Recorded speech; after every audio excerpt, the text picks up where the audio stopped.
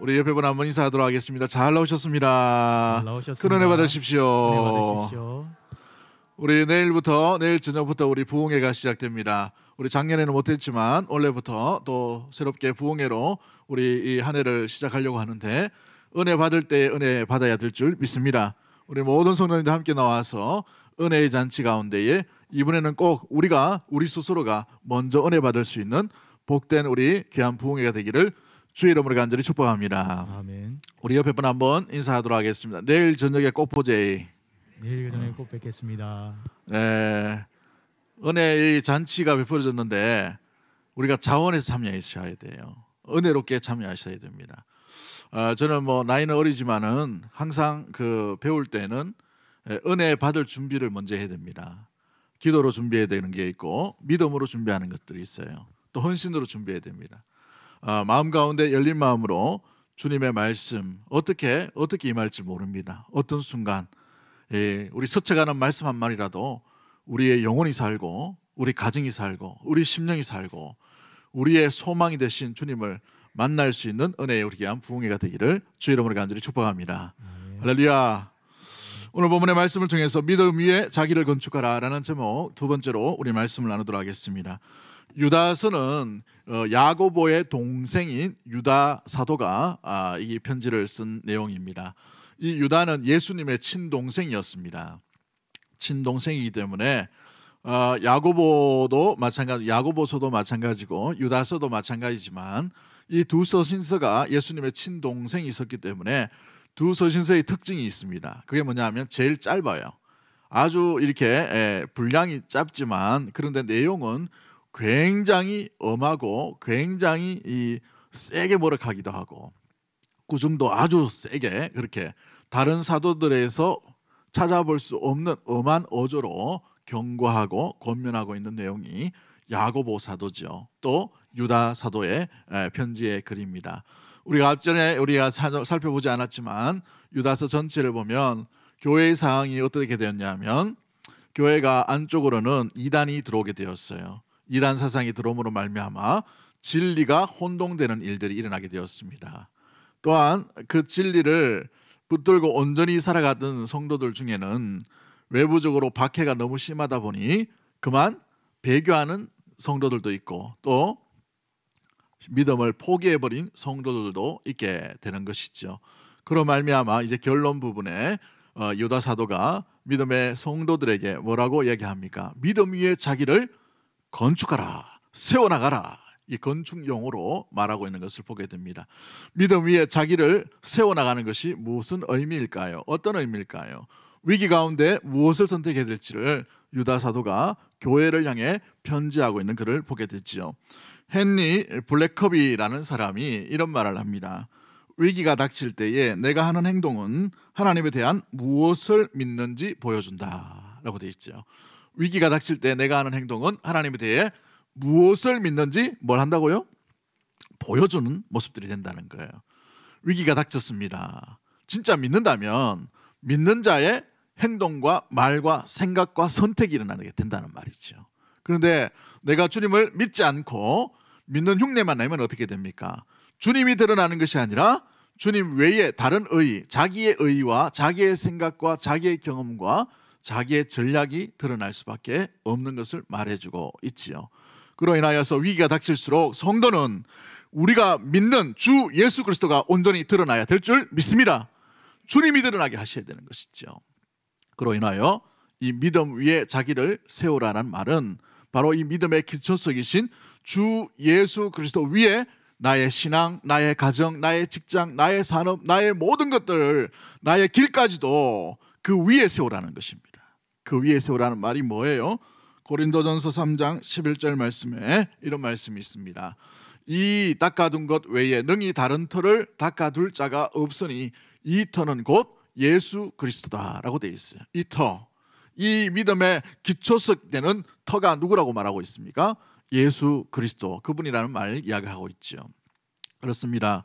우리가 믿음 위에 이 기초석을 두고 그 위에 우리의 모든 것들을 세워나갈 때에 주님이 어떻게 하셨는가? 우리 예수님이 어떤 길을 걸어가셨는가? 우리 예수님이 선택하신 방법은 뭔가? 우리 예수님께서 무엇을 말씀하셨는가? 우리 예수님께서 무엇을 품으셨고 어떤 길을 걸어가셨는가? 그 길이 십자가의 길이요 좁은 문이요 주의 뜻 아버지의 뜻을 온전히 이루기 위해 고난까지도 견디신 그 길이라면 우리가 나아가야 될 믿음 위에 건축하는 우리의 모든 삶, 우리의 가정과 우리의 습관과 우리의 일터와 우리의 생활 가운데에서 주님이 드러나는 삶의 모습들로 우리의 믿음의 내용들이 나타나야 될 줄 믿습니다. 그로 인하여서 믿음 가운데에서 우리가 위기 속에서도 이 믿음이 어떻게 드러나는 것인가? 믿음 위에 자기를 건축해야만 믿음의 온전한 주요 온전케 하시는 주님께서 드러나게 된다는 것이죠. 그 사람과 성도와 교회를 통해서 그렇게 되는 것입니다. 그렇다면 오늘 믿음 위에 자기를 건축하는 것은 구체적으로 어떤 행동을 말할까요? 유다 사도는 세 가지를 이야기합니다. 첫 번째가 오늘 20절 말씀에 자기 믿음, 거룩한 믿음 위에 자기를 세우고 뭘 또 이야기합니까? 성령으로 뭘 하라라고 되어 있어요. 기도하라. 이게 첫 번째입니다. 두 번째가 뭐예요? 21절 말씀에 뭘 얘기합니까? 하나님의 사랑 안에서 자기를 지키라라고 되어 있어요. 지키라. 뭘 지키라고요? 자기 자신을 지키라고요. 자기 자신을 지키지 못할 때가 온다는 것이죠. 세 번째가 뭐예요? 주의 긍휼하심 때가 올 때까지 그 긍휼을 뭐하라고 되어 있어요? 기다리라라고 되어 있습니다. 그렇습니다. 우리가 무엇보다도 기도해야 되는 것. 어떻게 기도해야 되는가? 두 번째가 자기를 지켜야 되는 것. 무엇으로 지켜야 되는가? 세 번째가 기다려야 되는데 뭘 기다려야 되는가? 이 세 가지를 믿음의 건축 가운데에서 세워나가는 데 있어서 귀한 행동으로 드러나야 한다는 사실이지요. 첫 번째 우리가 살펴보면 무엇보다도 우리가 기억해야 될 것이 무엇입니까? 성령으로 기도하라. 성령으로 기도하라는 말이 뭐예요? 늘 우리가 얘기할 때 기도할 때마다 성령으로 기도하십시오. 성령 충만 받으십시오. 성령의 인도를 받으십시오. 성령과 함께 하십시오. 이렇게 말을 많이 하는데 성령의 인도를 받는 게 뭡니까? 성령으로 기도하는 것이 무엇을 이야기할까요? 에베소서 6장 18절 말씀을 우리 보면 같이 한번 읽어봅니다. 시작. 모든 기도와 간구를 하되 항상 성령 안에서 기도하고 이를 위하여 깨어 구하기를 항상 힘쓰며 여러 성도를 위하여 구하라. 항상 성령 안에서 기도하고 이를 위하여 어떻게 하라고 되어 있어요? 깨어 구하라라고 되어 있어요. 깨어 구하라. 그러면 성령 안에서 기도하는 것을 무엇을 얘기합니까? 깨어 있는 것을 이야기하죠. 무엇에 깨어 있을까요? 이 단어가 연관되어 있는 사건이 있죠. 겟세마네 동산에서 왜 깨어 있지 못하느냐? 이 깨어 있음이에요. 무엇에 깨어 있는 것입니까? 예수 그리스도의 말씀에 깨어 있지 못하는 제자들을 꾸짖을 때 예수님께서 사용하신 단어이지요. 그러므로 깨어 있다는 말은 뭡니까? 말씀에 깨어 있는 것입니다. 그러므로 성령으로 기도한다는 말은 성령의 인도함을 받아서 무엇을 알게 되는 거예요? 말씀을 알게 되는 것입니다. 무엇을 이해하게 되는 거예요? 말씀을 이해하게 되는 거예요. 무엇을 붙들게 되는 것입니까? 말씀을 붙들게 되는 거예요. 성령과 말씀은 함께 가는 것입니다. 할렐루야. 그로 말미암아 성령께서 우리에게 하시는 약속과 사역이 뭐예요? 말씀을 알게 하고 뜻하게 하고 깨닫게 하고 그날에 그 시에 여러 사람 앞에서 뭘 말할지 깨닫게 하시고 말씀을 주시는 분이 누구이냐? 성령 하나님이라는 사실인 거예요. 그로 말미암아 성령으로 기도한다는 말은 말씀과 함께 말씀으로 깨어서 말씀을 통해서 기도한다는 것이죠. 말씀을 우리 스스로가 이해할 수 있죠. 그러나 그 이해의 깊이가 성령께서 비춰주시고 깨닫게 해주셔야만 내게 임하는 그 말씀, 생명의 말씀을 붙들고 기도할 수 있다는 사실을 보여주고 있는 것입니다. 그렇습니다. 그러므로 성령으로 기도한다는 말은 말씀과 함께 동행하는 것과 말씀이신 주님과 함께 나아갈 때에 성령으로 기도할 수 있는 내용이 되는 것이죠. 우리 특세 때에 제가 늘 이렇게 몇 번 강조했습니다마는 예배의 제일 중요한 게 뭐라고 말씀드렸습니까? 하나님과의 특세를 놔야 뭐 이렇게 알지, 그죠? 하나님과의 뭐예요? 관계예요, 관계. 하나님과의 친밀한 관계가 있으면 예배 가운데 있어도 어떻게 돼요? 친밀한 예배를 드릴 수 있어요. 평소에 주님과의 관계가 돈독하면요, 예배 가운데서도 그 돈독하신 하나님과 동행하며 포근하게 감싸주시고 위로하여 주시고 때로는 우리 잘못한 것을 꾸짖으시고 깨닫게 하신다는 말이에요.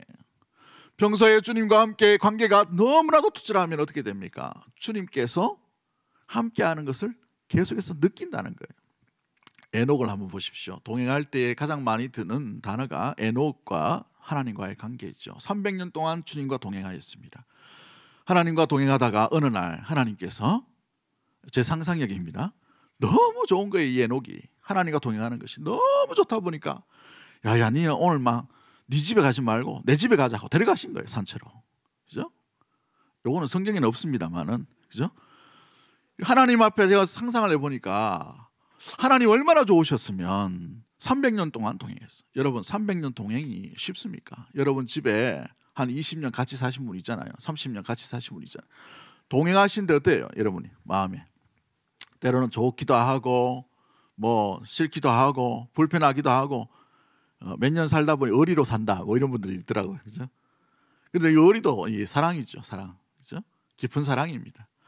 그런데 사람은요, 이게 사랑에 한계가 있어요. 동행한다는 것이 한계가 있단 말이죠. 그런데 이 에녹이 하나님을 얼마나 신실하게 따르고 함께하고 사랑하고 존중 여기고 했는지 10년이 지나고 20년이 지나고 100년이 지나고 200년이 지나고 300년이 지나니까 우리 하나님이 너무 좋으셔서 그냥 가자 마 이렇게 하시는 거예요. 우리 믿음의 모든 가족들 가운데에 주님이 여러분과 평소의 삶 가운데 너무 좋으셔서 아버지 하고 불렀는데 하나님께서 그래 네 안다. 이게 친밀한 관계란 말이죠. 집에서 우리가 친밀한 관계가 있으면 아빠 부르면은 뭘 이야기하는지 알잖아요. 엄마 하면 뭔 이야기인지 알잖아. 애가 울면은 밥 달라 하는 거 알고 애가 또 울면은 뭘 달라 하는 거 알잖아요. 그죠?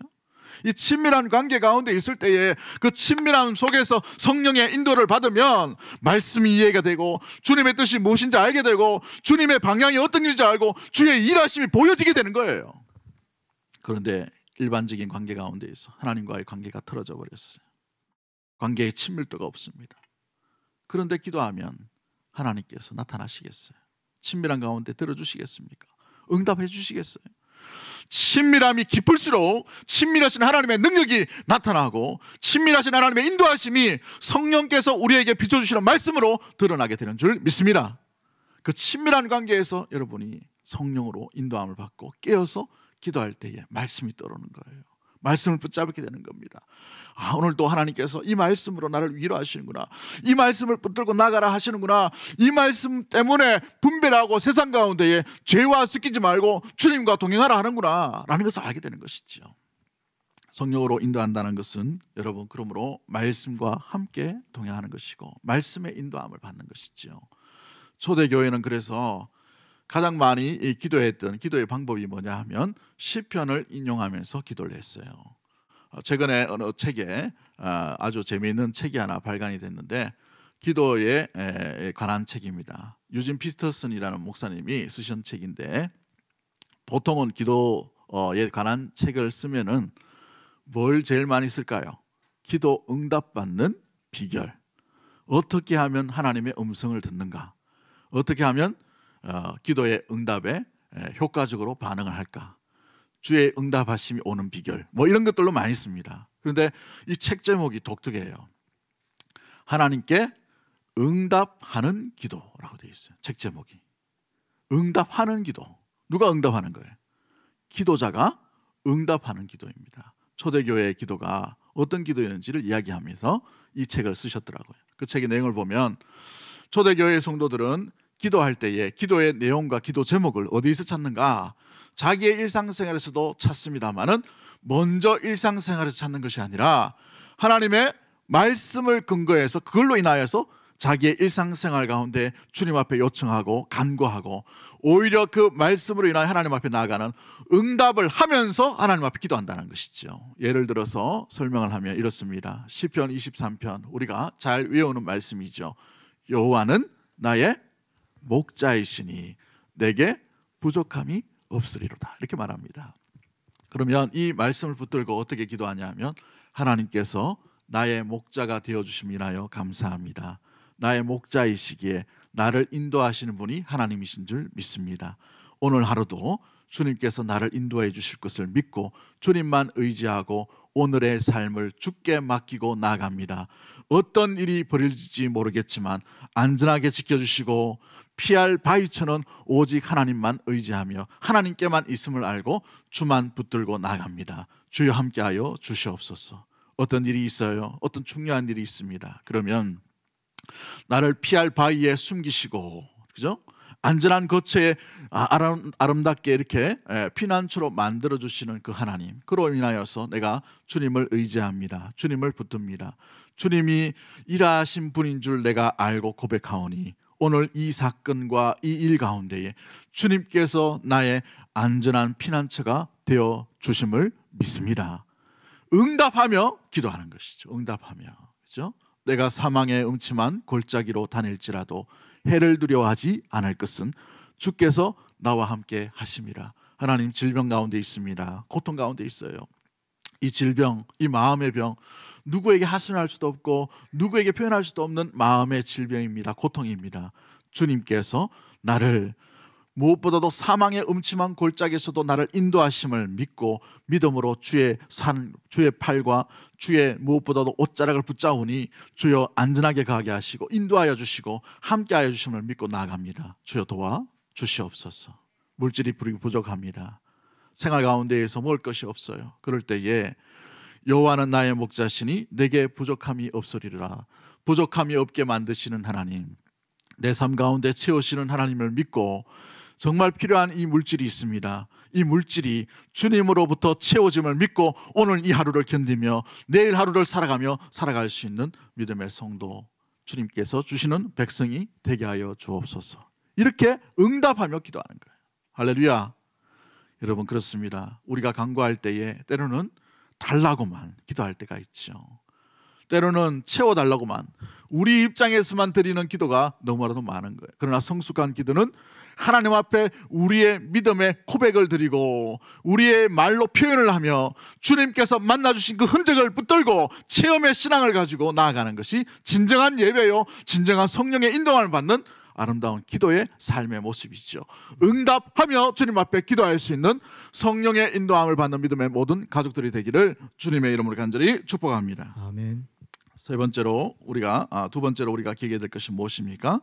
무엇보다도 믿음 위에 반석 위에 선다는 것은 무엇을 얘기합니까? 우리 자신을 지켜야 된다는 거예요. 어디서 지켜야 됩니까? 하나님의 사랑 안에서 지켜야 돼요. 하나님의 사랑 안에서. 우리 자신을 우리가 지킬 수가 없습니다. 잘 보시면은 우리의 감정, 우리의 생각, 우리의 내면, 우리의 육체가 그렇게 강하지 않아요. 그죠? 여러분 한번 보십시오. 저도 친구하고 이야기하다 보니까 친구 이름이 없어. 잘 몰라요. 이제 40대 후반, 이제 50이 이제 됐는데 친구 이름을 잘 모르겠더라고. 30년 지기 친구인데 갑자기 이름이 생각이 안 나요. 여러분, 기억력을 믿지 마세요. 내 마음을 믿지 마세요. 여러분, 이 감정이 오늘은 막 천국을 향해 막 날아가는데 내일 우리가 어떤 사건을 만나요. 어떤 아픔이 있습니다. 그럼 어떻게 됩니까? 지옥을 경험하는 것처럼 되죠. 그렇죠? 누가 돈 10,000원만 떼먹어 보십시오. 어떻게 되는가? 우리 마음이 어때요? 그죠? 마음이 상한단 말이죠. 우리의 생각이, 우리의 마음이 그만큼 연약하다는 말이에요. 사랑하는 성도 여러분, 우리가 우리 자신을 의지할 때에는 사랑할 수가 없어요. 교회와 성도들이 여러분 멋져서 사랑하는 것입니까? 아니에요. 잘생겨서 사랑하는 거예요.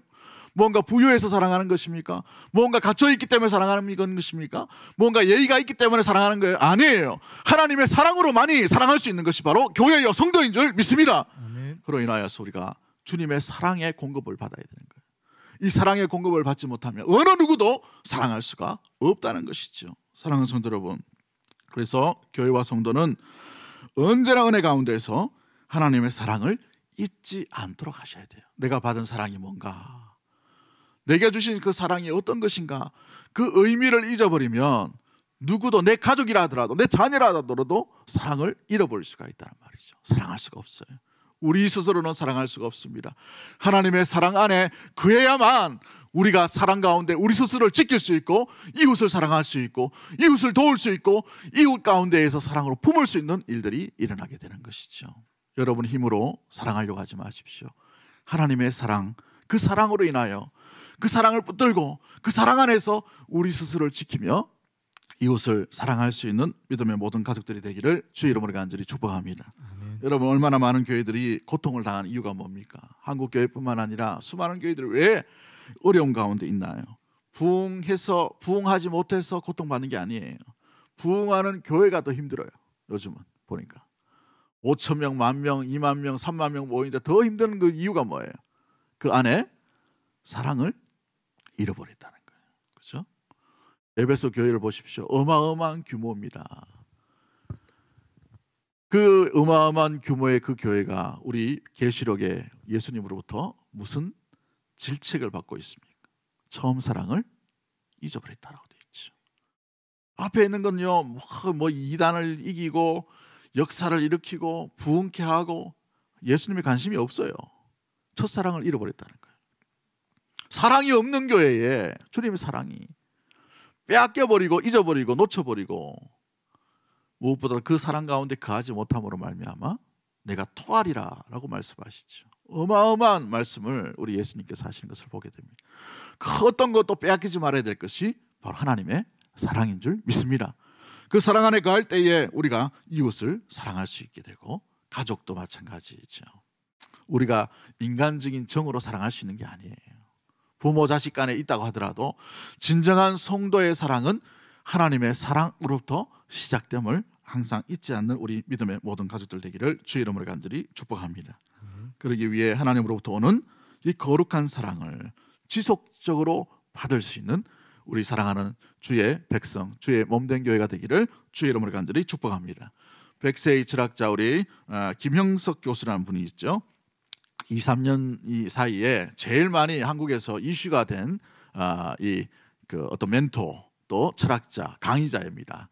100세가 돼가지고 서서 강의를 못하고 다 앉아서 이렇게 강의합니다만은 100세인데도 불구하고 얼마나 말씀이 또렷또렷하게 이렇게 했는지 청년 시절에 어린 시절이죠. 도산 안창호 선생님의 설교를 들었대요. 장로님의. 또 놀라지도 않네, 그죠?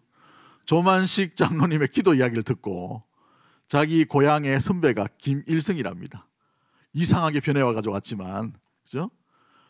또 뭐 윤동주가 윤동주 시인이 자기 선배고 막 이렇게 얘기하더라고. 다 돌아가신 분이 100살 넘으신 분들인데 아무튼 그분이 이렇게 얘기합니다. 인생은 60 이후부터 삶이 달라져야 된다. 보람 있게 사는 삶으로 나아가야 된다. 소유가 목적인 삶으로 나아가는 것이 아니라 보람 있는 삶, 행복한 삶으로 나아가야 되는데 그것은 내 것을 이제 적게 가지고 남을 베풀면서 행복을 기다리기보다는 행복을 만드는 사람으로, 행복을 받으려 하기보다는 행복을 주려는 사람으로 나아가야 한다라고 이렇게 이야기합니다. 그래서 80세 되어 보니까 너무 이 삶이 즐겁고 행복하다는 거예요. 그렇죠? 그 이야기를 들으면서 한 가지 적용한 본 것들이 있습니다. 뭐냐 하면 교회도 마찬가지고 성도도 마찬가지죠. 은혜를 받으려고만 하는 자가 아니라 은혜를 끼칠 수 있는, 나눠줄 수 있는 통로가 되어야 되는 거예요. 사랑을 받으려만 하는 자가 아니라 사랑을 주는 것이 성도요 교회가 되어야 될 줄 믿습니다. 우리 교회가 바로 그런 교회가 되기를 주의 이름으로 간절히 축복합니다. 우리 성도들님들이 바로 그렇게 사랑을 줄 수 있는, 주님의 주신 그 사랑을 가지고 우리 자신을 지킴으로 말미암아 사랑을 베풀 수 있는 그런 성도들이 되기를 주의 이름으로 간절히 축복합니다. 교회에 대해서 생각하면서 여러 가지 생각했지만 우리 교회가 벌써 60년이 됐어요. 그죠? 60살이 넘었습니다. 그러면 이제 요즘은 유엔에서 얘기하는 청장년이랍니다. 60세가 청장년. 옛날에는 60세가 나이가 많다고 생각했는데 요즘은 청장년에 해당돼요. 청장년으로서 이제는 다른 삶을 사는 교회, 다른 삶을 기대하는 모습들, 성도로 나아가야 하는 것이죠. 그래서 생각하다가 우리 교회가 60여 년 이곳에 있는데 이곳에서 주위의 사람들에게 어떤 모습으로 비춰질까 이걸 고민하게 되었어요. 그러면서 제가 떠오른 마음과 감동이 있는데 뭐냐 하면 이 지역에, 이 수성구 일대 가운데에서 좀 좋은 교회, 좋은 이웃 교회가 되었으면 좋겠다 싶어요. 아멘이 별로 없네. 할렐루야. 우리가 뭐 큰 일을 하거나 벌리거나 잔치를 하거나 수억을 들여가지고 이렇게 할 수는 없어요. 그러나 이웃 가운데에서 좋은 이웃 교회가 좀 되었으면 좋겠어요. 우리 남자분들 뭐 아멘 하네 같아. 할렐루야. 그런 모습으로 사랑을, 주님 주신 사랑을 지키고 그 사랑을 자기를 지킴으로 말미암아 사랑을 베풀어 줄 수 있는 그런 교회로 나아갈 수 있게 되기를 주의 이름으로 간절히 축복합니다. 우리 옆에 분 한번 인사하도록 하겠습니다. 좋은 이웃이 됩시다. 좋은 이웃이 되시다. 마지막 세 번째로 우리 유다 사도가 믿음의 성도들에게 그 믿음 위에 자기를 세우는 방법이 뭐라고 말하고 있습니까? 영생에 이르도록 우리 주 예수 그리스도의 긍휼을 뭐하라고 되어 있어요? 기다리라라고 되어 있죠. 왜 기다리라고 했을까요? 서두에도 말씀을 드렸던 것처럼 어떤 자는 박해가 올 때에 숨어버렸어요. 어떤 자는 핍박이 오고 힘들 때에 실망이 되어서, 낭망이 되어서 주저앉은 사람도 있습니다. 어떤 자는 도망친 사람도 있어요. 배교한 사람도 있습니다. 또 어떤 자는 그럼에도 불구하고 끝까지 견디려고 몸부림치는데 더 큰 모진 고통이 오고 더 큰 어려움들이 오고 더 큰 마음의 근심과 외부적인 압박들이 온단 말이죠.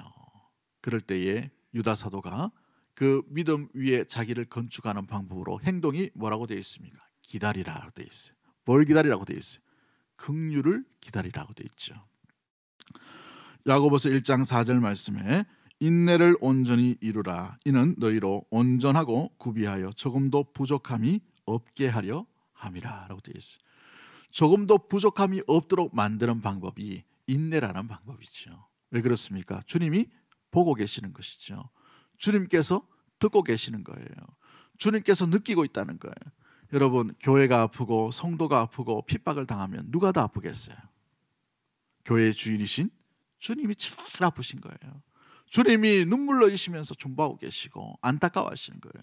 오늘 이 한 생명이 또 예수 그리스도 그 믿음 가운데 아름답게 나아가다가 또 순교하고 또 한 영혼이 또 마음 가운데 또 핍박을 당하고 우리 주님의 마음이 더 아픈 그 모습들이 있겠죠. 그러나 주님께서 왜 기다리라고 하십니까?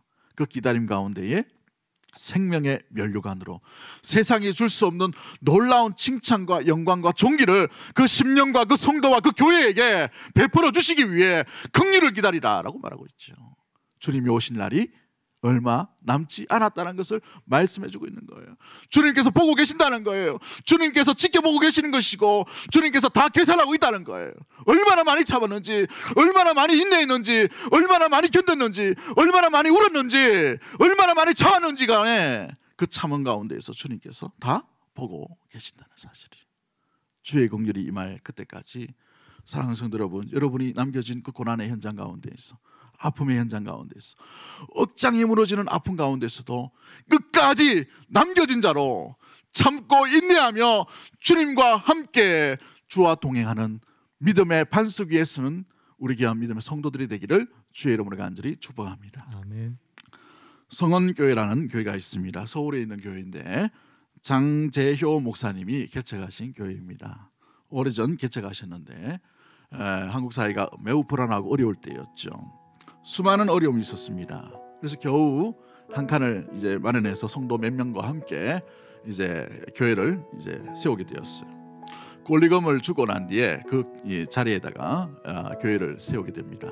그런데 알고 보니까 좀 속은 거죠. 이 자리가 시의 공유지입니다. 그래서 주위에 있는 사람들이나 어떤 시기하는 사람들이 왜 거기에다가 교회를 세우냐 해서 민원이 들어가니까 시청 공무원들이 와가지고 이 교회 자리를 다 헐어버렸어요. 또 헐어버리니까 하루아침에 교회가 없어버리니까 얼마나 목사님과 성도들이 낙심을 하고 낙담을 했겠습니까? 그런데 헐어버리는 그 현장 가운데 지역 주민들이 막 찾아오는 거예요. 그 소식을 듣고. 그러면서 시공무원에게 이렇게 합니다. 이 교회를 왜 허물게 하냐? 이 교회는 우리가 힘들 때에 쌀을 나눠주고 우리 자녀가 등록금이 없을 때에 등록금을 대어주고 우리가 뭔가 필요할 때에 그 필요한 것들에 대해서 정말 아낌없이 섬겼던 교회인데 이런 교회를 어떻게 없앨 수가 있냐라고 민원을 오히려 제기를 하게 된 것이죠. 그래서 시청 공무원이 놀라고 대통령도 놀라서 그 지역에 그 교회를 잘해주라고 이렇게 얘기합니다. 그런데 대통령이나 시장이 주면은 다 세금이지 않습니까? 그 목사님이 세금으로 한 것은 우리가 받을 수 없다 해서 그래서 이제 시청 공무원들이 고민하다가 시 부지 거기에다가 천막을 하나 쳐준 거예요. 대형 천막을 하나 쳐주면서 임시로 여기서 예배 드려도 되니까 천막은 괜찮다고 하라고 이렇게 얘기합니다. 그래서 천막에 들어가서 예배를 드립니다. 그런데 문제가 여름이죠. 여름에 너무 더운 거예요. 40도 50도 오르는 이 천막 안에 온도 때문에 성도들이 질식사할 것 같아가지고 너무 안 되어서 성도들과 함께 기도합니다. 목사님이 선포를 합니다. 우리가 이 자리에서 더 이상 예배를 드릴 수가 없다. 이제 수십 명이 된 성도들이 예배당 조서를 구해야 되는데, 성도들이 그때 이 가마떡이에 앉았던 그런 어떤 판자촌에 살고 있던 그런 성도들이기 때문에 돈도 없고 교회가 뭐 건강한 어떤 물질이 있는 것도 아닌 그런 상황이었어요. 그래서 목사님이 금식을 선포하고 성도들에게 우리가 함께 기도하고 일들을 한번 헤쳐나가 보자고 이렇게 선포합니다. 그럴 때에 그 교회에 다녔던 수요 예배와 새벽만 다녔던 여집사님 한 분이 그 광고를 듣습니다. 그리고 수요 예배 듣고 그 광고를 듣고 난 뒤에 목요일 새벽에 자기의 통장과 도장을 들고 사모님에게 드리는 거예요. 사모님에게 드리면서 이걸로 교회 부지를 얻으시고 또 교회를 지으셨으면 좋겠다 하고 하나님 주신 거라 생각하십시오 하고 이렇게 하는 것입니다. 그래서 이 사모님이 놀래가지고 목사님과 상의하는, 목사님 보시더니만 이 금액이 124만 원인 거예요. 1950년도에 124만 원은 집을 5채 이상 살 수 있는 돈입니다. 어마어마한 큰 돈이죠.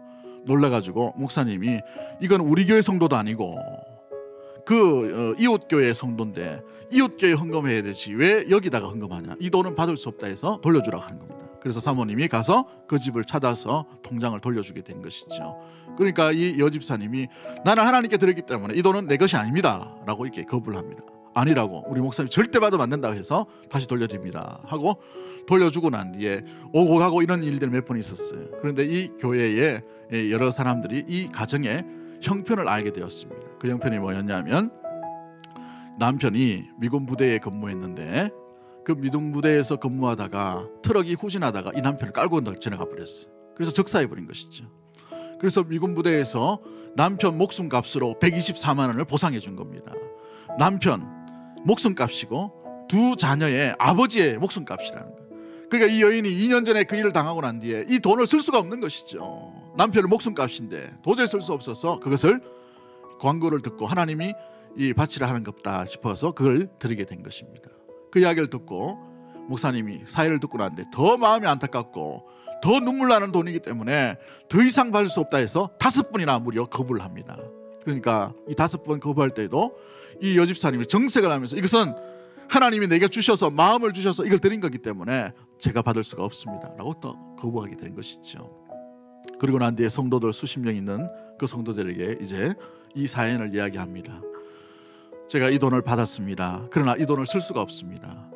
우리가 한 가지 약속을 하고 우리가 무엇보다 마음 가운데 다짐을 하면 이걸로 인하여 우리가 임시거처를 만들고 교회로 하고, 만약에 이게 마음 가운데 동의가 되지 않으면 이 돈은 다시 돌려드려야 됩니다 라고 얘기합니다. 그래서 성도들이 궁금하니까 뭡니까? 라고 얘기하니까 이 돈은 이 여인 이분의 남편의 목숨값이요 두 자녀의 아버지의 목숨값이다. 이것은 우리가 잠시 빌리는 거로 하고 우리가 형편이 나아지고 교회가 부흥하면 반드시 이자를 쳐서 이 가정에 돌려줘야 될 사랑의 빛이 있다고, 우리가 그냥 받을 수가 없다고 이렇게 얘기합니다. 그 사연을 다 듣고 성도들이 다 눈물을 흘리게 됩니다. 목사님도 울고 사모님도 울고 성도들 다 울게 되는 것이죠. 그리고 난 뒤에 한마음 한뜻으로 교회를 옮기고 공장 부지를 찾고 그게 예배 처소를 세우고 난 뒤에 그 수십 명의 성도들이 수백 명이 되는 놀라운 일들이 일어나게 되었어요. 놀랍게 자라가게 한 것이죠. 수백 명이 되고 이제 차근차근 모아놨던 그 돈으로 인하여서 다시 저금했던 것을 들고 그 여집사님한테 찾아갑니다. 그냥 가면 이 돈을 받지 않을 것 같아서 그 여집사님의 가족 중에 누구와 함께 이렇게 연락이 돼가지고 그 가족의 그걸 이제 필모로 해가지고 이 여자 집사님의 이름 그걸로 해가지고 2층 집을 하나 사가지고 그 여집사님 이름으로 등기를 해가지고 매매 계약서를 가지고 들고 가게 된 거예요. 안 받으려고 하는 거겠죠. 그래도 목사님 또 이렇게 얘기합니다. 이것은 우리 교회가 받은 사랑의 빛입니다. 이것을 드리지 않으면 우리 교회는 사랑의 빛을 계속해서 가지고 살아갈 수밖에 없습니다. 부담스러워서 안 됩니다. 받으셔야 됩니다. 아이에게 등록금이 필요할 것이고 아이에게 장가 가면 돈이 필요할 것인데 이걸 미친으로 해서 그것을 사용하시면 좋겠다 해서 억지로 이렇게 해가지고 드리게 됩니다. 그 만남의 현장 가운데 그 여인, 그 여집사님도 울고 목사님도 울고 사모님도 울고 함께 갔던 모든 성도들이 운 것이죠. 그러면서 얘기합니다. 그 남편의 그 돈, 남편 없이 살아가는 거 너무나도 힘들고 소망이 없고 마음 가운데 즐거움도 없는 그 상황 가운데에서 낙이 없는데 내게 이런 다시 위로를 주시는 그 하나님, 위로를 주시게 하셔서 너무나도 감사합니다 라고 그렇게 하게 된 것이죠. 사랑하는 성도 여러분, 우리가 이 험악한 세상 가운데에 어떤 일이 우리에게 일어날지 모릅니다. 그러나 믿음의 반석에 서 있으면 흔들릴지언정 실패하거나 낭망하는 것이 아니라 다시 일어서서 주님과 더불어서 온전히 살아가는 놀라운 일들이 일어나게 될 줄 믿습니다. 믿음 위에 우리의 신앙을, 우리의 가정을, 우리의 직장을, 우리의 삶을, 우리의 내일을 맡기고 세워나갈 수 있는 우리 모든 가족들이 되기를 주님의 이름으로 간절히 축복합니다. 우리 찬양 하나 합니다. 내 삶은 주의 것, 주님 내 길을 잘 아시고 내 걸음 아시네. 어둠에서 빛을 내주시는 그분을 인해 무엇으로 주를 섬길지 어디로 가야 할지 헤매이는 나를 아시고 길을 여시네. 내 삶은 주의 것, 내 삶은 주의 것, 온전한 신뢰를 주님께 드리네. 보이지 않아도 믿음으로 걷네. 주 영광 바라보며 주만 따르네. 내 삶은 주의 것, 내 삶은 주의 것, 내 삶은 주의 것, 온전한 신뢰를 주님께 드리네. 보이지 않아도 믿음으로 걷네. 주 영광 바라보며 주만 따르네. 우리 이 시간 합심해서 한번 기도하기를 원합니다. 믿음 위에 우리 자신을 세워나가는 것이 무엇일까요? 어떤 행동이 일어나야 되겠습니까? 우리가 주의 말씀을 따라 성령의 인도함을 받아 주의 말씀 가운데 응답하며 기도하는 기도자가 될 수 있도록 도와달라고 기도하기를 원합니다. 두 번째 우리가 기도할 것은 우리 자신을 좀 지켜야 됩니다. 우리의 생각을 지키고 우리의 마음을 지켜야 될 것이죠. 그러나 우리 자신을 지키고 우리의 생각을 지키고 우리의 마음을 지키는 것은 우리 스스로가 아니라 주님의 사랑 가운데 무장되어야 될 줄 믿습니다. 그 사랑 안에 거함으로 말미암아 그 사랑을 나누고 베풀고 섬길 수 있는 사랑의 통로로 쓰임받는 우리의 믿음의 성도와 교회가 될 수 있도록 주님 인도하여 주시옵소서.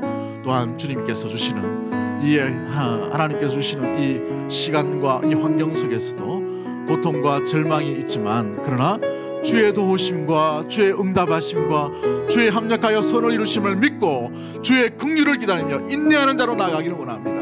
참고 견디러 나가는 자로 되기를 원합니다. 그로 말미암아 주의 소망의 날에 주께서 칭찬과 존귀와 명성과 아름다운 은혜를 우리에게 베풀어 주시는 그날까지 믿음으로 나아가는 사랑하는 성도와 교회가 될 수 있도록 도와달라고 그런 마음을 가지고 주여 한번 외치고 동성으로 우리 합심해서 한번 기도하도록 하겠습니다. 주여